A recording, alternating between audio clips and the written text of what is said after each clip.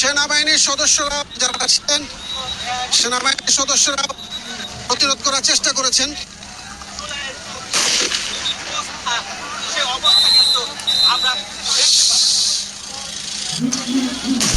একেবারে যুদ্ধাবস্থা আমরা দেখতে পাচ্ছি।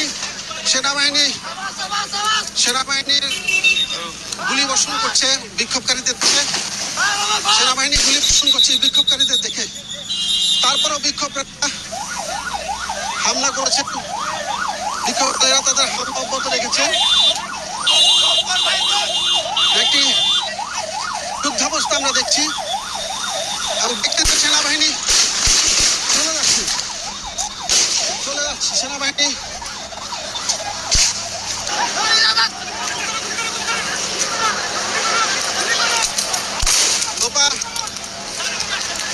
লোপা সেনাবাহিনীর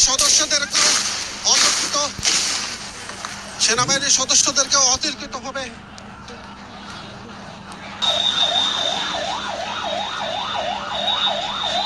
এনসিপির নেতৃবৃন্দকে নিয়ে সেনা সদস্যরা আবার শহরের দিকে চলে এসছেন।